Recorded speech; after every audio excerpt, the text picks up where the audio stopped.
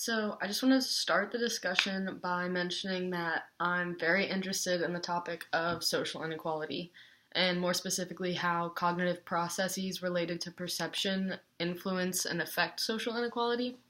I'm actually trying to go to a grad school to pursue research pertaining to person perception and its implications for inequality. So, it's definitely something I'm interested in, so I really enjoyed watching these videos this week.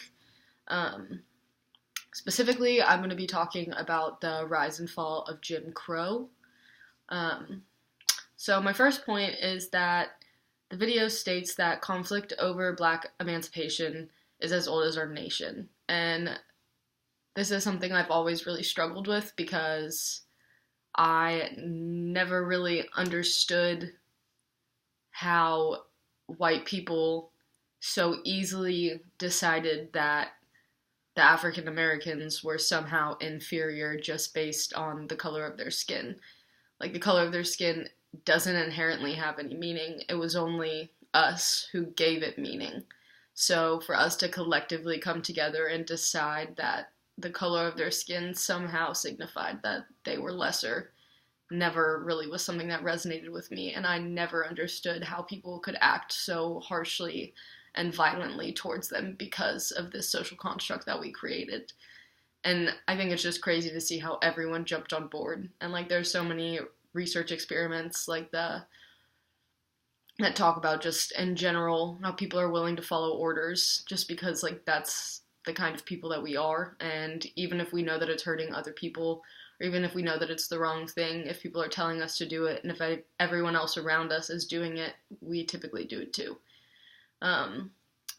And it is human nature to categorize and to stick labels on things. So I do understand that. That's the only way that we make sense of the world around us. If we were constantly looking at everything individually, we wouldn't be able to navigate the world. So it's definitely necessary to categorize.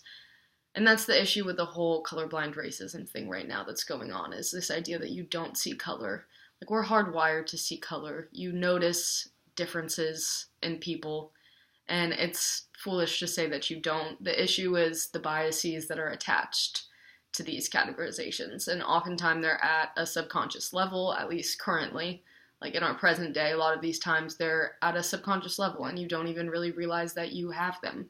And it's literally a result of the processes in your brain. So it's just really important to be self-aware and to ask yourself why you do certain things, and just to think about things on a little bit of a deeper level, because a lot of times your behaviors do have underlying meanings, and a lot of times they are implicit biases, especially in the context of social inequality and discrimination.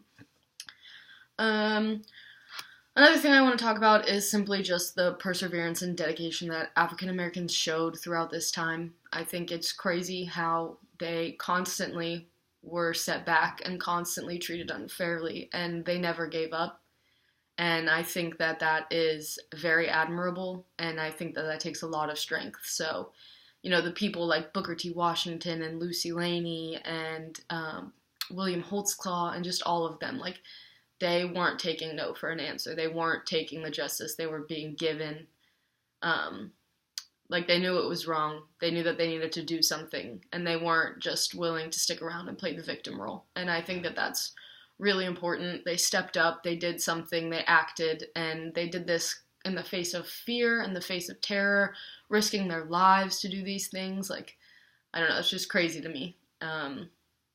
And I definitely don't think they would have made the strides that they did without people like this that were willing to risk everything that they had. Also, I think it's a little bit ironic that so many of their efforts were focused on education, just because I think this is something that we currently really take for granted, and we tend to see school and education as an obligation or like a duty, and it's burdensome.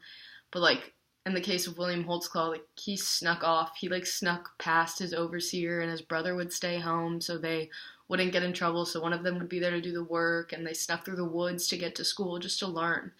And I think that that's super crazy, and I think it's just funny that we see this as such like a duty, something that we don't want to do, when they saw it as like the key to their success, like the key to independence. I really liked the quote by Lainey when she said that, like, she was focusing on developing minds, not hands. And I think that that was really important because they needed to have some sort of like self-dependence, self-sufficiency. They needed to be able to think on their own in order to not be reliant on white people anymore.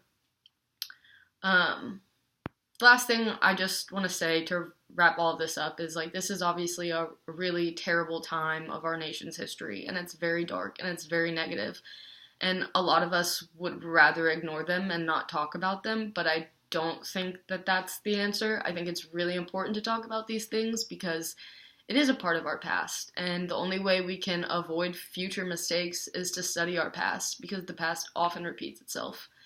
And I also think it's really important because I know personally I feel incredibly ashamed watching these videos, you know, as a white woman, like how could my race, my culture, how could we do this as a whole? You know, how could we all have these ideas and behave in these ways? And I think rather than being ashamed and shying away from it, we should use that shame as motivation to do something about the remnants of discrimination that are still left over, the racial inequality that's institutionalized, you know, all these things. Look in the criminal justice system, like clearly social inequality, clearly discrimination is plaguing the criminal justice system. So using that shame and those negative feelings to motivate you to do something about it, to make our society more equal, to continue to advance towards a level of social equality. And yeah.